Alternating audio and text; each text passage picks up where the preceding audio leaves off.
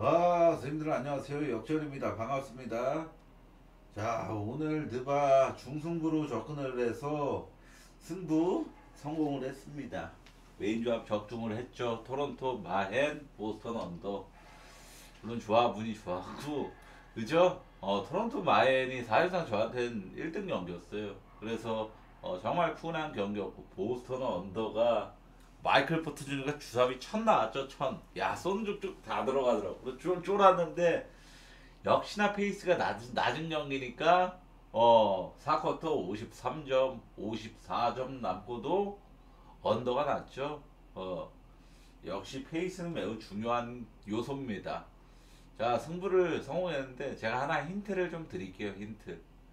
자, 제가 이 12일, 13일 동안 정말 엄청난 승승장구를 했던 이 아시죠? 11월 초부터 중순까지 이때 보시면 아시겠지만 11월 6일 날에 이때도 빡팅이 돌아가지고 승부를 갔었단 말이죠. NBA 3배 올려서 승부 대성공. 이 이후로 혈이 뚫려가지고 계속 적중하고 계속 올킬 나오고 이랬던 그런 전례가 있습니다. 저는 이렇게 승부 한번 이렇게 분위기 환기에 성공하면 또 흐름을 또 타는 사람이에요. 어제 영상은 제가 다시 보기를 부끄러워서 한 번밖에 못 봤는데 원래는 3번씩 보거든요. 어제는 제가 너무 격앙되어 있는 상태로 녹화를 진행해서 욕설도 처음이자 마지막으로 했었고 그래서 좀 많은 분들께 좀 불편한 영상을 제작한 게 아닌가라는 생각이 정말 많이 들었습니다. 이 자리를 빌어서 정말 진심으로 사과를 좀 드리고 싶습니다. 정말 죄송합니다. 우선은 다시는 영상 아무리 화가 나더라도 게시글로 꼬장을 피우더라도 영상에서는 욕설을 하는 영상을 찍으면 안 되겠다. 저도 나이도 있는데 뭐 어린애도 아니고 이런 생각을 좀 하면서 좀 자기 반성하는 시간을 좀 가졌습니다. 다시 한번 죄송합니다. 자, 분석 시작하도록 하겠습니다. 샬롯하고 클리퍼스 경기인데 트레 마니가 GTD죠. 그리고 클리퍼스는 레너드, 데릭 존스 주니어 결장 확정입니다. 클리퍼스는 제임스 하든 지금 원맨 팀이죠. 하든만 막으면 되는 죄송합니다. 하든만 막으면 되는 팀입니다. 가드 수비가 좋은 팀이거나 락다운 디펜더가 있는 팀한테 시작할 수밖에 없는 팀 구조를 지금 제대로 보여주고 있는 게 클리퍼스입니다. 애석하게도 샬럿은 이러한 수비 기대치를 가진 팀은 아닙니다. 근데 솔직히 말해서 지금 클리퍼스가 완전 총체적 난국이죠. 모든 지표가 최하위권에 위치해 있는 팀이고 뭐 정말 뭐 흔히 말하는 모든 지표 농구에서 승리로 직결되는 모든 지표가 다 최하위권인 클리퍼스입니다. 그리고 페이스까지 꼴찌에서 2등으로 느려요. 그러다 보니까 클리퍼스는 정말 뭐 매력도 없고 수비도 지금 디펜레이팅 23등으로 하위권이죠. 뭐 하나 진짜로 잘난 게 없는 팀이 된 게 바로 클리퍼스입니다. 샬럿은 지금 5경기 기준 오펜레이팅 19등, 디펜레이팅 23등. 얘네도 디펜레이팅 하위권으로 기대치가 없는 모습을 보여주고 있지만 클리퍼스가 그러니까 결국에는 샬럿이 수비가 나쁜 흐름을 보여주고 있지만 지금 클리퍼스가 상대가 수비 약하니까 얘네가 팀 같으면 50% 넘겨서 대량 득점을 해내는 그런 모습을 기대하기가 솔직히 지금 너무 힘든 게 그 정도로 지금 최악의 흐름을 보이고 있는 게 바로 클리퍼스입니다. 자, 최근 5경기 기준 샬럿의 페이스는 25등 최하위권 수준이죠. 그리고 클리퍼스는 올 시즌 전체로도 29등 꼴찌에서 2등 팀. 그러니까 양 팀 모두 페이스가 느린 팀들이에요. 샬럿도 마찬가지고 클리퍼스는 대놓고 거북이 팀이고. 그러니까 이 경기는 페이스가 높을 가능성보다 낮을 가능성이 훨씬 높단 말이죠. 그리고 이 경기는 저는 좀 동기부여적인 측면도 좀 생각을 했습니다. 우선 클리퍼스는 지금 이렇게 연거푸 매일매일 지고 있지만 윈나우 팀이라는 명분이 존재를 합니다. 그 마이크로소프트 공동 창업자였던 마이클 발머가 구단주인데 구단주가 당연히 탱킹을 생각을 전혀 안 하는 구단주예요. 무조건 윈나우. 그래서 뭐 비시즌에 뭐 카와이 레너드랑 뒷돈 이런 루머 이슈도 있었죠. 그래서 지금 클리퍼스는 어찌됐건 무조건 반등을 해내야 되는 실정이고 분명히 얼마 안 가서 뭐 큰 변화도 있을 가능성이 충분히 있습니다. 감독이 잘린다든지 뭐 이런 변화가 있을 가능성이 충분히 있는데 지금 만약에 클리퍼스가 가뜩이나 제일 힘든 동부 원정연전을 치르고 있는 상황에서 여기서 샬럿한테 맞아져서 연패를 이어간다. 가뜩이나 다음 경기가 클리블랜드 원정인데 당연히 질 가능성이 높겠죠. 클리블랜드가 1.20 이하 받을 경기인 게 분명하고 그러니까 클리퍼스가 다음 경기는 거의 질 확률이 90% 이상이란 말이죠. 그러면은 뭐다? 이 샬럿전을 반드시 이겨야 됩니다. 연패를 안 하려면은 우선 연패를 멈춰 놓고 봐야 돼요. 무조건 멈춰 놓고 봐야 됩니다. 그래서 이 클리퍼스가 이 경기만큼은 다른 경기들보다 더 간절할 가능성이 높다라고 봅니다. 농구라는 종목에서 승리가 간절한 팀들은 무조건 승리가 간절하다. 어제 신한은행하고 하나 원큐 경기 보신 분들, 야 저는 무슨 플레이오프 7차전인 줄 알았습니다. 엄청나게 풀코트 프레스 1쿼터부터 갈기면서 정말로 절박함이 느껴지는 그 수비 경기들, 야 잘 봤거든요. 그런 것처럼 이 에너지 레벨을 동반한 수비가 다른 경기들보다 더 높을 가능성이 높다라고 봅니다. 그래서 저는 언더 볼게요. 언더 보겠습니다. 근데 이 경기는 사실 언더를 솔직히 말씀드리면 메인 조합급으로 보기는 조금 무리가 있는 게 솔직하게 이게 왜 마우스가 무선 마우스다 보니까 무리가 있는 이유가 뭐냐면은 자 결국에는 페이스는 별개예요. 페이스는 별개고 페이스는 어찌됐건 부가적인 요소고 페이스가 아무리 느려도 야투만 잘 터지면 오버합니다. 페이스가 아무리 빨라도 야투가 꼬라박으면 언더예요. 그걸 따졌을 때 언어바에서 제일 1순위는 야투율입니다. 양 팀이 둘 다 동시에 터지면 애틀란타 샌안토니오전처럼 푸근한 해고바가 뜨는 거고 그런 거예요. 근데 양 팀이 지금 샬럿도 디펜레이팅 22건대 그러고 클리퍼스도 22건대 양 팀 뭐 디펜레이팅 하위권이랑 공통점을 갖고 있잖아요. 이런 상황에서 이 두 팀의 경기를 언더를 정말 좋게 본다? 이건 굉장히 큰 모순입니다. 그건 아셔야 돼요. 올랜도랑 뉴욕 경기는 반케로가 결정 확정하고 뉴욕은 아누노비가 결정을 확정하죠. 반케로가 없으니까 저는 올랜도가 페이스가 좀 더 빨라지고 좀 더 공격 루트가 다양해졌다라는 생각을 좀 합니다. 기본적으로 올랜도는 3점을 던지는 선수만 던지는 느낌이 좀 강했거든요.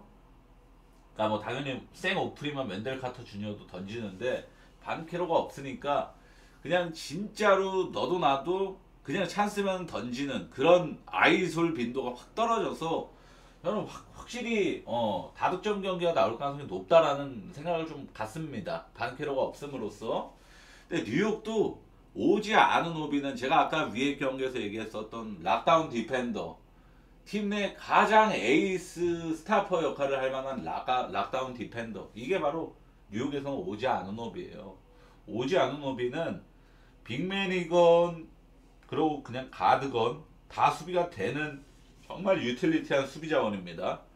그래서 이 아누노비가 결정하는 거는 뉴욕에서 가장 수비가 잘하고 데인마크가 가장 좋은 선수가 결정하는 셈이나 마찬가지란 말이죠.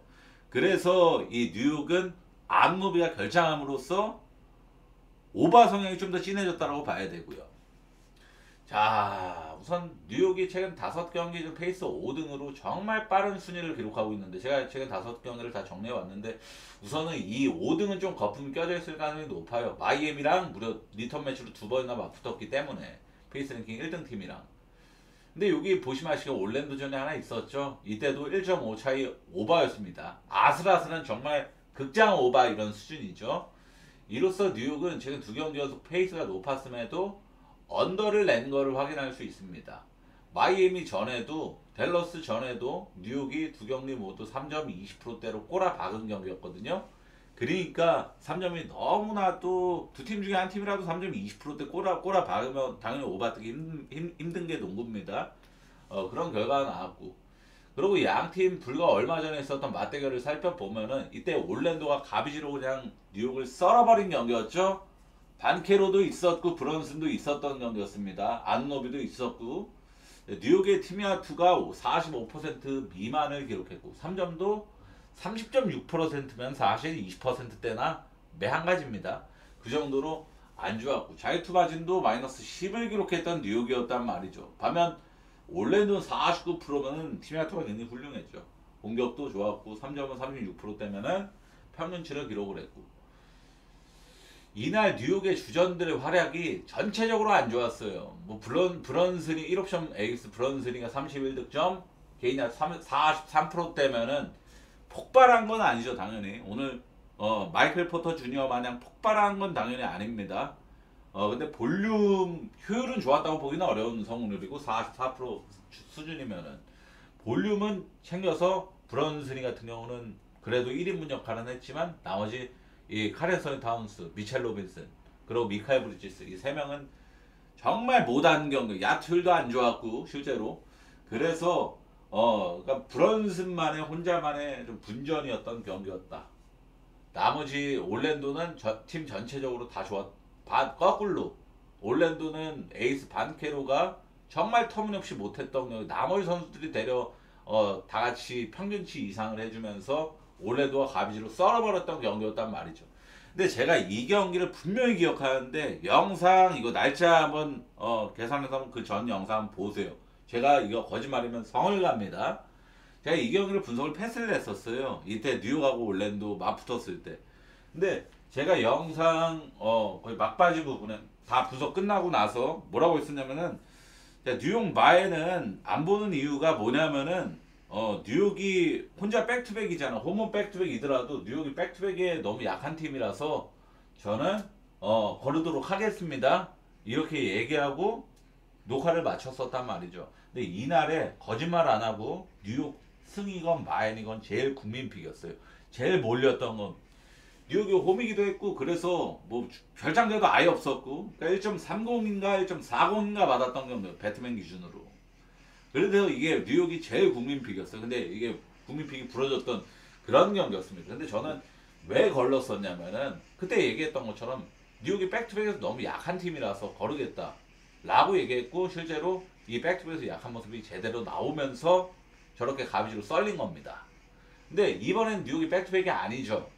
뉴욕이 최근 올랜도전보다는 잘할까 이 백투니어퍼 혼자 깔려져 있었던 직전 이 맞대결보다는 훨씬 잘할 가능성이 높단 말이죠.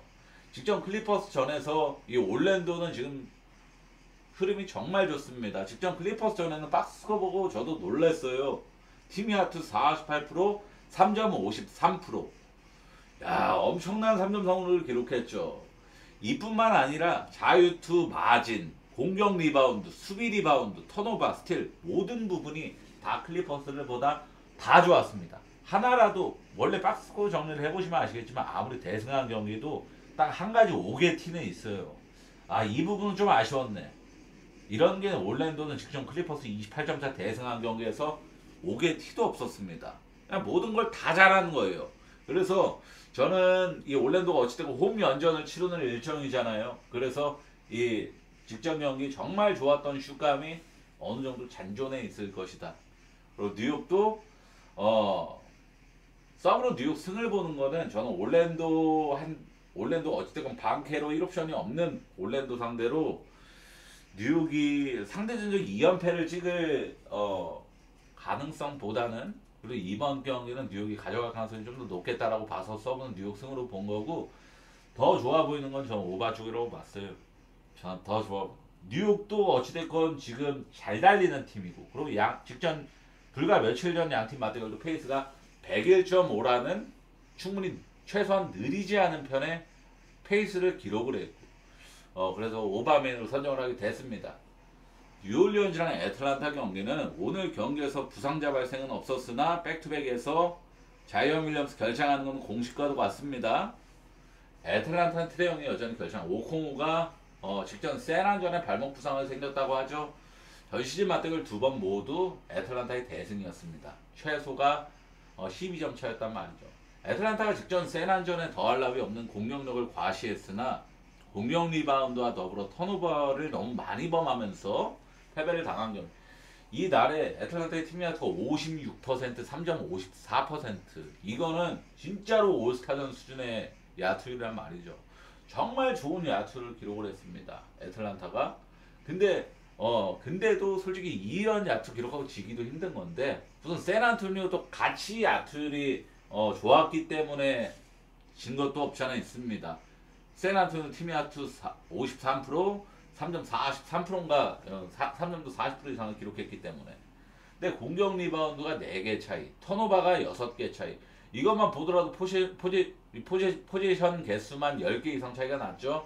특히 애틀란타의 지금 트레이 영이 없음으로써 리딩 역할을 하고 있는 다이슨 다니엘스의 8득점 5턴오버라는 굉장히 많은 턴오버, 굉장히 큰 부진이 뼈 아팠습니다. 거기다 샌안토니오가 자유투 시도 개수가 30개. 근데 자유투 시도 개수가 30개였는데 애틀란타 13개였어요. 2배가 훨씬 넘죠. 이건 홈콜 여파가 좀 있었다고 봐야 돼요, 사실. 이 정도까지 차이가 날 수는 없습니다.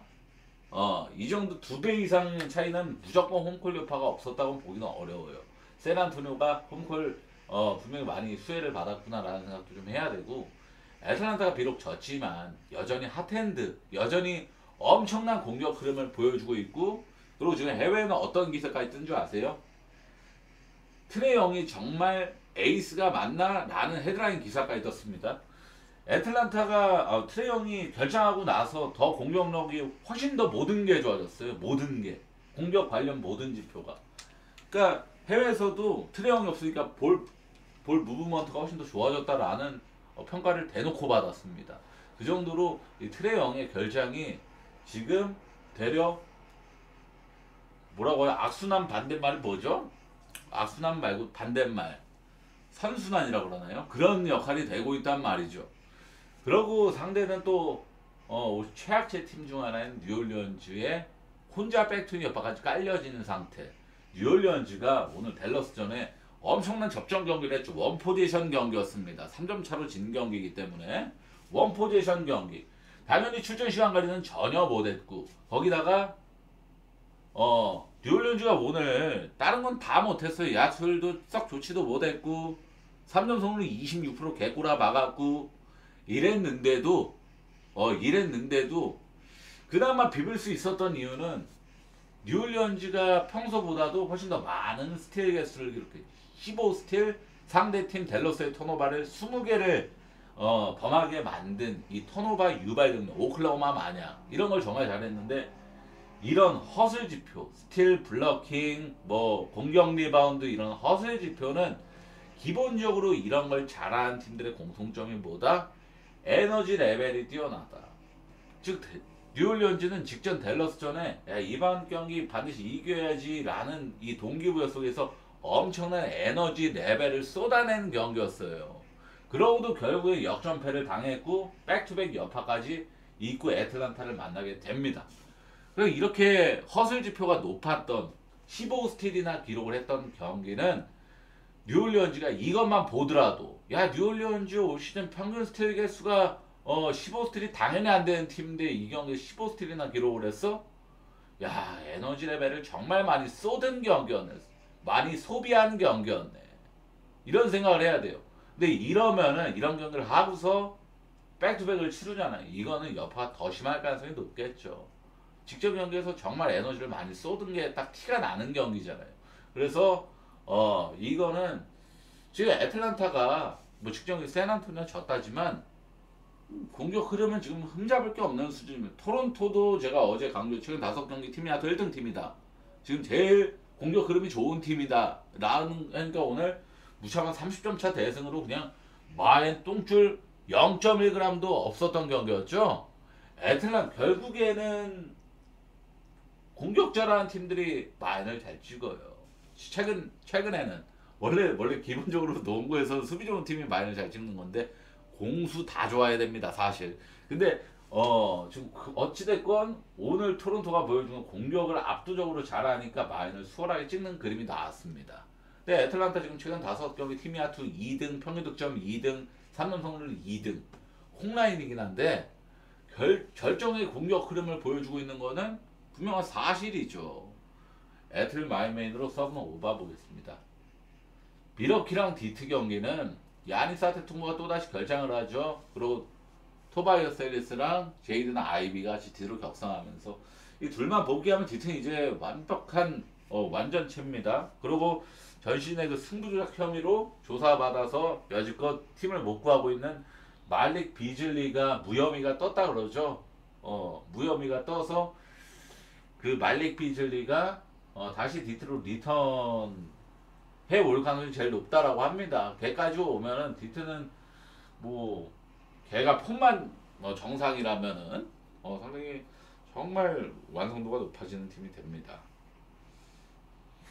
미러키는 직접 쿤보 없으니까 진짜 못하더라고요. 제가 경기를 봤잖아요. 또 완전 걔 희대의 억가를 당했던 경기니까. 미러키가 최근 5경기 3점 성률 1등 팀이긴 합니다.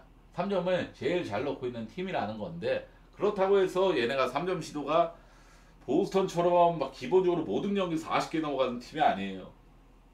직전 경기도 3점 성률 39%를 기록했으나 연장까지 간 경기였으나 36개밖에 안 던졌습니다. 3점을. 그 정도로 미러키는 3점을 많이 던지는 팀은 아닙니다. 그러니까 이 3점 성률 1등을 하고 있는 게 엄청나게 지금 미러키가 화력이 좋다 이렇게 느껴지는 체감 자체가 잘 안 된단 말이죠. 사실 직전 필라전에 연장 정말 억가를 당한 그 경기에서 미러키가 팀이아투 49%로 필라보다 6%나 더 높았고, 그리고 3점 성률 39%로 필라보다 3점 성률 더 높았고, 그런데도 연장 가서 졌어요. 우선 자유투 시도 개수가 필라가 월등히 많았고, 거기다가 야니스가 없으니까 리바운드를 솔직하게 너무 잡아줄 사람이 없더라고요. 경기를 봤잖아요. 제가 또 기본적으로 연장전까지 뛴 경기에서, 그러니까 다른 경기들보다 5분을 더 플레이를 한 경기에서 공격 리바운드가 3개밖에 없었다라는, 48분 더하기 5분은 53분 동안 공격 리바운드를 3개밖에 못 따냈다라는 거는 기본적으로 미러키는 리바운더가 지금 없어요. 리바운드를 잡아줘야 될 선수가 없습니다. 야니스 투모가 없음으로써. 자, 이날에 필라랑 연장 갔던 날에 필라가 백투백 여파 혼자 깔려져 있었던 경기였습니다. 백투백 여파가 그것도 백투백하고도 홈 경기도 아니라 백투백하고서 원정 경기였어요. 근데도 공격 리바운드 8개 차이로, 그리고 총 리바운드 10개 차이로 개발렸다? 골밑 압살당했다? 이거는 미러키가 지금 야니스 없는 아테토쿤보의 현실입니다. 현실. 리바운드 잡아줄 선수가 없다니까요. 마일즈 터너는 포지션만 센터예요. 포지션만 센터고 스페셜 리바운드를 잘 잡는 센터가 정말 아닙니다. 모든 센터 중에, 주전 센터 모든 센터 중에 마일즈 터너 꼴찌를 걸려 리바운드 능력은 제일 못 잡는 센터입니다. 그리고 바비 포르티스 같은 경우는 전 시즌부터 허슬 지표, 공격 리바운드 능력이 눈에 띄게 떡락하고 있는 선수고, 올 시즌 완전히 망가진 수준이고, 야니스 없으니까 리바운드가 안 돼요. 전혀 안 됩니다. 근데 농구라는 종목에 슬램덩크 보신 분들 알아요. 리바운드를 제압하는 자가 시합을 제압한다. 리바운드가 이렇게 전혀 안 되는 팀은 못 봐요. 프레임이건 역배승이건 절대 못 봅니다. 그럼 이 경기의 선택지는 디트 마인밖에 없다는 거예요. 제가 봤을 때는. 자, 근데 디트가 지금 사실 지금 미러키가 리바운드가 대놓고 나쁠 수밖에 없는 라인업이다 보니까 상대가 리바운드가 같이 약한 팀이면 어느 정도 커버라도 할 수 있겠는데, 지금 보시면은 디트는 올 시즌에 가장 육각형에 가까운 팀이에요. 리바운드도 좋아, 공격력도 좋아, 수비도 좋아. 오클라호마 급으로 지금 디트로이트는 너무나 완성형 팀입니다. 지금 동부에서 괜히 1등 달리고 있는 팀이 아니에요. 지금 올 시즌 오펜 리바이 5등, 총 리바운드 3등, 다 최상위권이죠. 디트가 올 시즌에 가장 완벽에 가까운 팀입니다. 근데 야니스 없는 상태에서 거의 완전체 가까워진 디트랑 상대한다? 리바운드는 그냥 젤런즈한테 그냥 다 뺏길 가능성이 높고, 미러키가 프렌 혹은 젖잘싸 혹은 역배승이 나오는 그림은 아무리 짱구를 굴려도 팀 3점 성률 40%도 안 될 것 같고, 45% 이상, 50% 이상 찍어도 저는 디트가 일반승을 할 것 같아요. 마인까지 모르겠지만. 근데 얘네가 3점도 안 터진다? 그냥 값이 대패 썰릴 가능성이 높다라고 봅니다. 디트마인 볼게요. 디트마인. 댈러스랑 멤피스 경기는 자 우선 오늘 디안젤로 러셀이 질병으로 결장을 했고 그러고 댈러스가 제가 라이블리만 적어놨지만 복귀한 지 얼마 안 된 애들이 PJ 워싱턴 그러고 라이블리 그리고 개포드까지 이 세 명이 모두 빅맨들이고 다 리바운더들입니다. 그걸 아셔야 돼요. 그러니까 댈러스가 만약에 돌발 결장이 그리고 쿠퍼 플래그도 최근에 결장하고 GTD 떠 있다가 복귀하고 이제 두 번째 경기 한 거죠. 오늘 첫 경기였나요? 그래갖고 이 다 지금 리바운더 그리고 사이즈 좋은 애들 얘네들이 다 지금 돌발 결장 위험도가 깔려진 상태라서 얘네 만약에 이 네 명 중에 2명 이상 결장한다? 그럼 스몰 라인업이 거의 강제되는 수준입니다. 댈러스는. 멤피스는 지금 잭 이디가 올 시즌 존재감이 너무 좋던데요. 리바운드를 너무 잘 잡아줘. 공격 리바운드 특히 정말 잘 멤피스 잭 이디가 명령력이 엄청나더라고. 이를 잭 이디 믿고 하는 농구를 하고 있다라고 봐요. 지금 멤피스가 직전 세크라멘토 전에도 제일 놀라운 거는 우선 137득점이나 기록한 것도 놀라운 일이죠. 근데 엄청난 비상식적인 수준의 양궁 농구를 펼쳤습니다. 3점 시도만 무려 54개, 54개를 3점으로 올라갔다라는 거는 정말 압도적인 양궁 농구예요. 자, 성공률이 31%밖에 안 됐어요. 야투 시도의 절반 이상을 3점을 던졌는데 성공률이 30%, 31%밖에 안 됐는데도 137득점을 넣었다? 페이스가 정말 빨랐다는 걸 증명을 하는 거죠. 그러고 자 지금 최근 5경기 기준으로 댈러스가 페이스 7등, 댈러스는 상위권이고 멤피스는 중위권 수준이란 말이죠. 근데 멤피스는 저는 다소 의외인 거예요. 얘는 기본적으로 빠른 팀입니다. 멤피스는 지금 약간 내려와 있는데 저는 다시 상위권으로 올라갈 일만 남았다라고 봐요. 멤피스가 전 시즌 페이스 랭킹 1등 팀입니다. 그리고 댈러스가 오늘 경기 0.5발을 냈는데 막 공격력이 압도적인 경기는 또 아니었단 말이죠. 그리고 지금 댈러스는 맨투맨 수비를 하고 있는 팀이잖아요.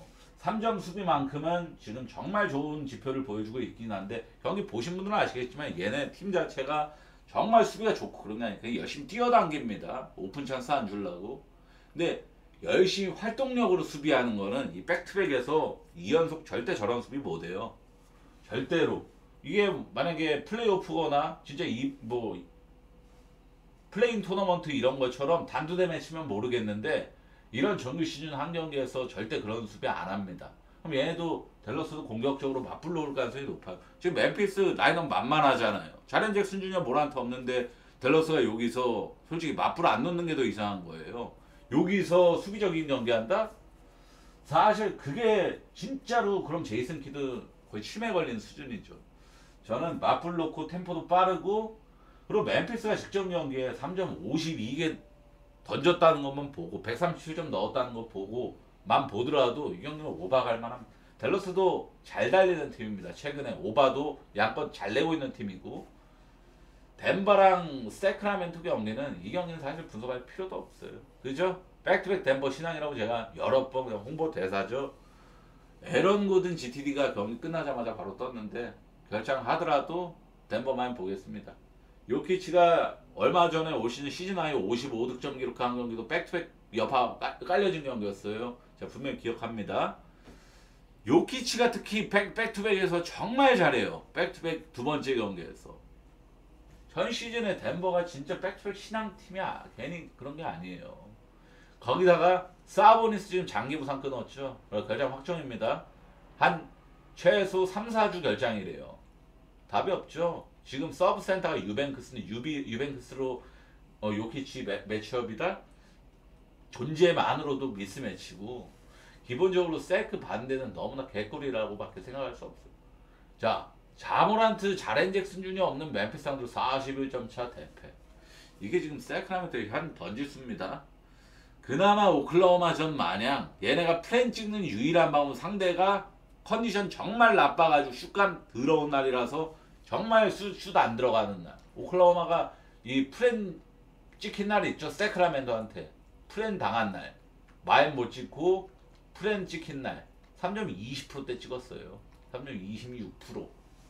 그래서 프렌 찍힌 겁니다. 오클라호마가 오늘 3점 잘 들어. 오늘 유타한테 전반까지 지고 있었던 경기 결국엔 40점 차로 이겼죠. 오클라호마가. 3점만 잘 들어가면 오클라호마 마인 신앙팀인 건 분명한 사실이에요.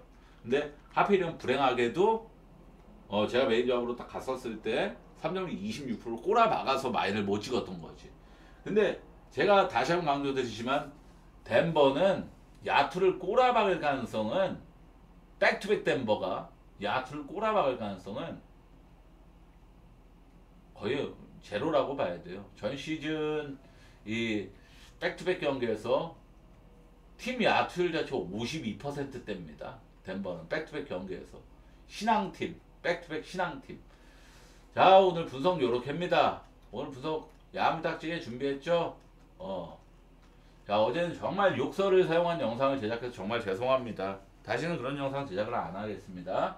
우선 중승부를 적중하는데 성공은 정말 다행이고 다행입니다. 다행이고 이제는 이때 마냥 13일의 천하 마냥 승부 성공하고서 6일, 7일, 8일, 9일, 10일, 11, 12, 13, 14, 15 엄청나게 NBA를 도장 깨 부셨던 이 13일의 여정 마냥 승부 성공하고 짜라라라락 올라가는 거 지켜보시기 바랍니다. To be continue. 시청해 정말 감사합니다.